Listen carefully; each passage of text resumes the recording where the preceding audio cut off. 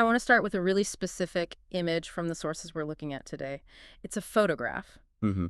On one side, you have this high magnification shot of a cancer cell. It's chaotic, aggressive, but also organic. Yeah. And on the other side, a black and white photo of a winter tree, totally bare, branching out against this flat gray sky. And the really jarring thing is they look the same. Exactly. If you took the captions away, you'd honestly struggle to tell which was which. You're looking at something that kills us and something that sustains us, and they are, I mean, they're speaking the same geometric language. And that visual rhyme is the hook for today's deep dive. We're looking at three very different narratives. Yeah. We've got the ossuary of waking, the knot without rope, and the aperture of soil. Seemingly totally unrelated. A pathologist in Sweden, an architect in Berlin, a cellist who just stops playing. Right. But the argument these sources make is that these people are all living out a single, unified theory, something called the primary pattern. It's this idea that there's a kind of hidden grammar to reality, that the universe isn't just random stuff, but it's a system of recurring shapes, recurring behaviors that repeat at every single scale. From the microscopic all the way up to, what, architecture? Grief. Exactly. So, our mission today is to trace this pattern. We're going to try and understand how attention can actually function as a physical force, not just, a mental one. And we have to tackle this concept of the knot without rope. Which is a heavy one. It suggests that connections can hold even when the physical thing, the rope, is gone. We'll need to build up to it. Okay, let's start with the biology then. Let's start with Henrik and Mattias Lindgren in the ossuary of waking. This really lays the foundation for everything else. Henrik Lindgren is a pathologist. For 41 years, his job is looking at tissue samples and diagnosing disease. Looking for what's wrong. Exactly. But privately, he's doing something else. He's cataloging the shape, the morphology. He leaves behind these notebooks where he talks about a grammar that precedes biology. And there's this one phrase he uses that I found, well, provocative. He says he saw the face of God in a liver biopsy. My first thought was, okay, is he bringing theology into the lab? Is this some kind of intelligent design argument? And it's so easy to read it that way. But the text is really clear that he doesn't mean a deity in any religious sense. So what does he mean? He's talking about an organizing principle. When he says face of God, he means he's seeing a structure that seems, well, inherently designed to be seen. He's noticing that the boundary between him, the observer, and the thing being observed is permeable. And he backs this up with those paired photographs I mentioned. His son, Mattias, finds them after he dies, and it's not just the one photo. No, there are dozens. The one that really clicked for me scientifically was the pairing of the cerebellar cortex, so neurons in the brain, with the canopy of an oak tree. That's the classic fractal example, isn't it? As above, so below. It is, but Henrik goes a step further. It's not just that they look alike. He argues they look alike because they are solving the same engineering problem. The tree needs to maximize its surface area to catch sunlight. The brain needs to maximize its surface area to process information. The primary pattern isn't just pretty, it's functionally efficient. It's the same solution repeating itself. So Mattias, the son, he inherits all this. He comes home to bury a father he barely knew and just gets sucked into this whole way of seeing. Yeah. But he takes it to a place that I found almost disturbing. He starts spending time in what the book calls the chamber. The cold storage room in the cellar. Oh, right. Pitch black. He just turns off the lights and sits there and waits. The text says he's waiting for the edges of the self to dissolve. I mean, that sounds a bit like meditation, but is he trying to replicate what his father saw through the microscope? I think he's trying to become the biological sample. Think about a cell membrane, right? It's semi-permeable. It lets things in and out. Our consciousness usually acts like a fortress. There's a hard eye that separates me from you or me from the wall. Mattias is sitting in the dark, smelling the formaldehyde in the wool, those specific sensory triggers, to kind of manually override his ego. He wants to make it semi-permeable too. So he's trying to prove his father's theory, that if you take away the visual cues that tell you, this is my hand and that is the wall, the distinction might actually disappear. Exactly. He's running a philosophical experiment on his own body. Which is a perfect transition, actually, because if Mattias is trying to dissolve his internal walls in the dark, then we have Petra in Berlin, who is literally tearing down physical walls. This is the story from the Knot Without Rope. She's an architect and a very successful one, but she hits a wall. She develops what she calls a lump. And we should be clear, this is not a medical lump, not a tumor. No, it's psychological. It's a cognitive blockage. A lump in the thinking, as she puts it.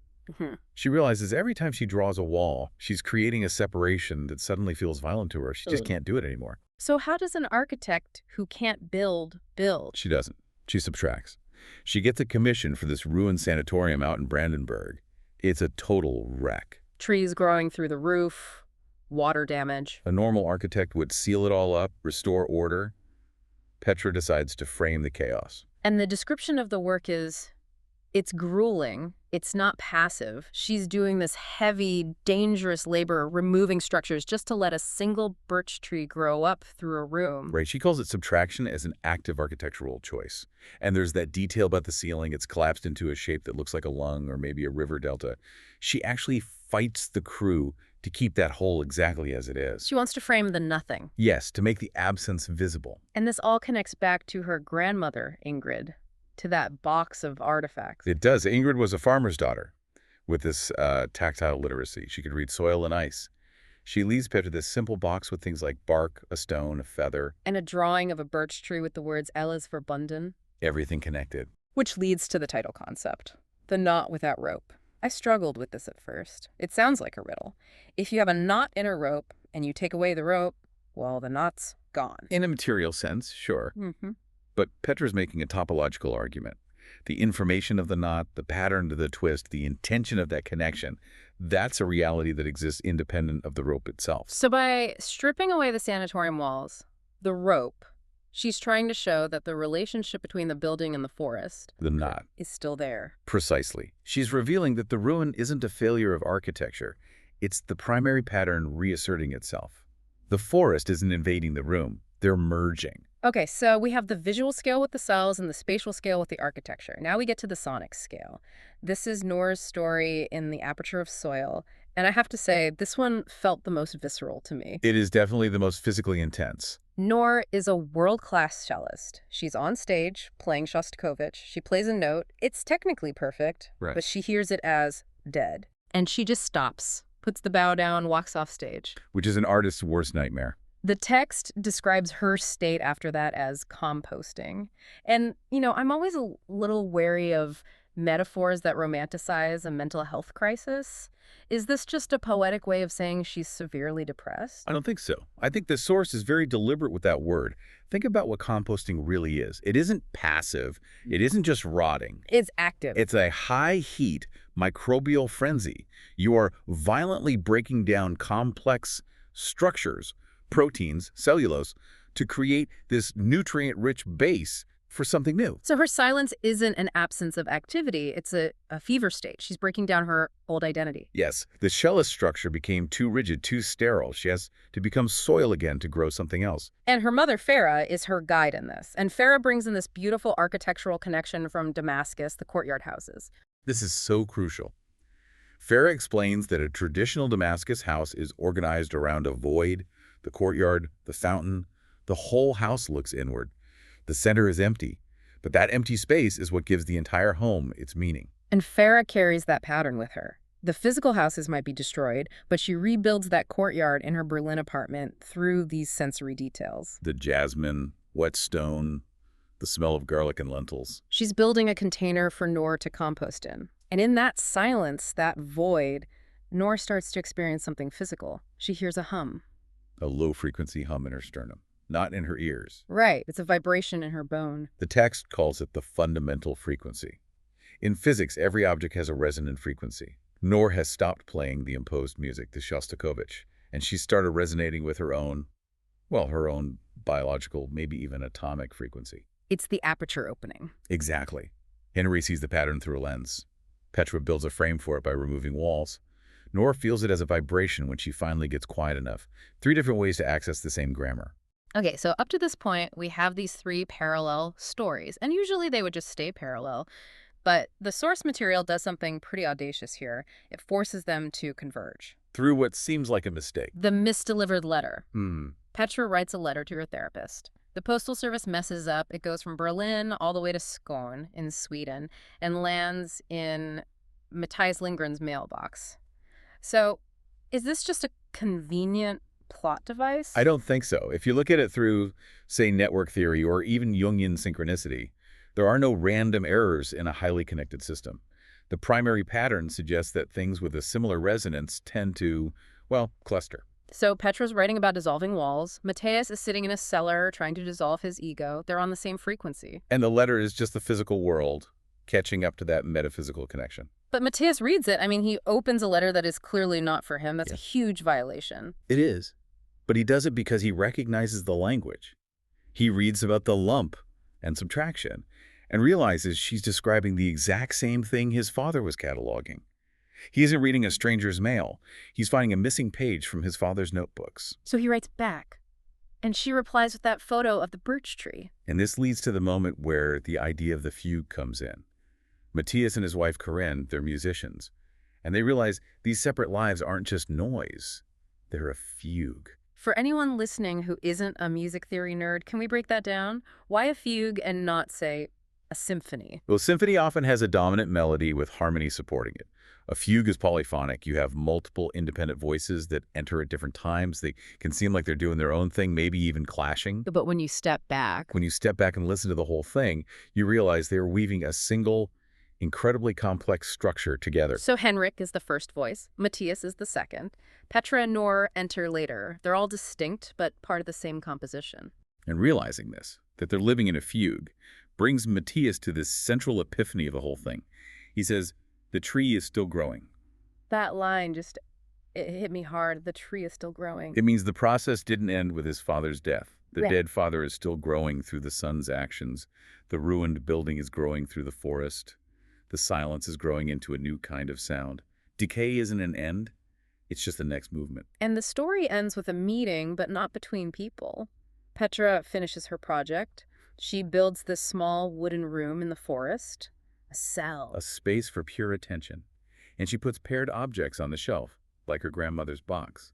A stone from the ruin next to a stone from the forest. And Mattias goes there. He enters the room when Petra isn't around. And he leaves something. He leaves the photograph, the Purkinje brain cells next to the oak tree. He completes the circuit. And they ever even meet. They don't have to. And that's what proves the knot without rope theory. The connection is made. The physical proximity of the people is irrelevant.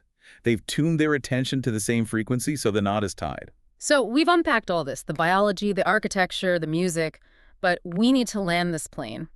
What is the ultimate point of the primary pattern?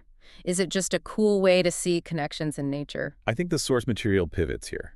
It moves from science to, well, to ethics. Henrik spent his life looking for a shape. But Mattias, after living through this, realizes the primary pattern isn't a geometry. What is it? It's love. That's a word that can feel like a trap in these discussions. It can mean anything. The text is very specific, though. It defines love as the act of attention turning toward the world. It's not sentiment. It's the rigor of looking. When Henrik looks at a cancer cell with that much intensity, he is, in a sense, loving it. When Petra looks at a ruin without trying to fix it, she is loving it. So love is the dissolution of the boundary between the observer and the observed. Yes. When you look at something that closely, you stop being you looking at it.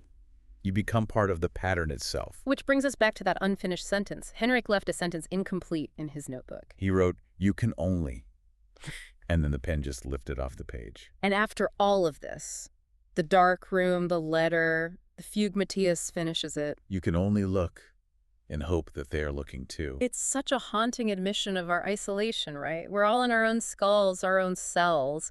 We can never truly know another person's experience. We can only look out our window and hope. Hope that the universe or another person is looking back at us with that same intensity. And the implication of the primary pattern is that the oak tree is looking back at the brain. The ruin is looking back at the architect. The silence is listening to the cellist. We are never truly alone because the pattern connects us. The knot holds even when the rope is gone. It leaves us with a question to walk away with then. If we accept this idea that we are all composting, shedding old structures, vibrating, what pattern is growing in the silence of our own lives right now? That's the hard work, isn't it? To sit in the dark without the distraction of the self and just listen for the hum. I think I'm going to need a few minutes of silence myself after this. Thanks for helping us navigate the pattern. It was a pleasure to unravel it with you. We'll see you in the next deep dive.